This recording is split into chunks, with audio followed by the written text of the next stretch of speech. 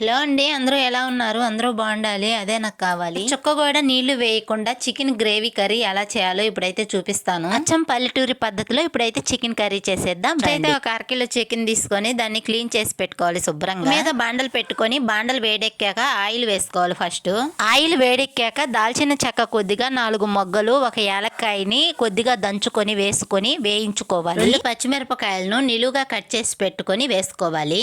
ఒక ఎర్రగడ్డను సన్నగా తరిగి పెట్టుకొని వేసుకోవాలి. ఎర్రగడ్డ ఎర్రగా వచ్చే వరకు వేయించుకోవాలి. తర్వాత కొద్దిగా కరేపాకు వేసుకొని తరిగి పెట్టుకున్న టమాటాలు వేసుకోవాలి. టమోటా వేసిన తర్వాత సిమ్ లో పెట్టుకొని కొద్దిగా ఉప్పు కొద్దిగా పసుపు వేసుకుంటే టమోటాలు తొందరగా మెత్తగా అవుతాయి. టమాటా ఎర్రగడ్డని సిమ్ లో పెట్టుకొని బాగా కాసేపు వేయించుకోవాలి. నూనె విడిగా రావాలన్నమాట.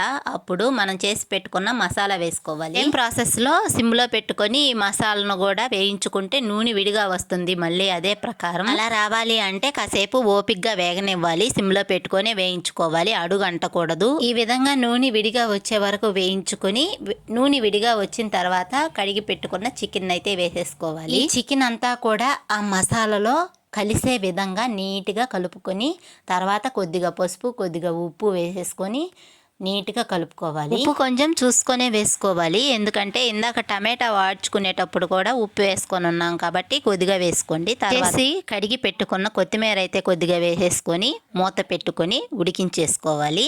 సిమ్లోనే ఉడికించుకోవాలి. అలా ఒక 10 నిమిషాలు ఉడికించుకున్న తర్వాత తీసి చూస్తే నీళ్లు అందులోనే వచ్చి ఉంటాయి కాబట్టి మనం అస్సలు నీళ్లు పోయిన అవసరం లేదు. వీడియోలో చూస్తున్నారు కదా మీరు, ఇదే విధంగా నీళ్ళు అయితే వచ్చేస్తాయి అందులోనే. ఇప్పుడు కారం వేసుకోవాలి. మీరు ఎక్కువ కారం తినే పని అయితే కొంచెం ఎక్కువ వేసుకోండి, తక్కువ తినే పని అయితే కొంచెం తక్కువే వేసుకోండి. కారం వరకు అయితే మా ఇంట్లో కొంచెం ఎక్కువే తింటాం కాబట్టి మేమైతే కొంచెం ఎక్కువే వేసాను, మీరు చూసి వేసుకోండి. 1/2 table spoon chicken masala, 1/2 table spoon garam masala, 1/2 table spoon ధనియాల పొడి వేసుకొని వీడియోలో చూపిస్తున్న విధంగా శుభ్రంగా కలిపేసుకొని మూతబెట్టి ఒక 10 నిమిషాల పాటు ఉడకనివ్వాలి.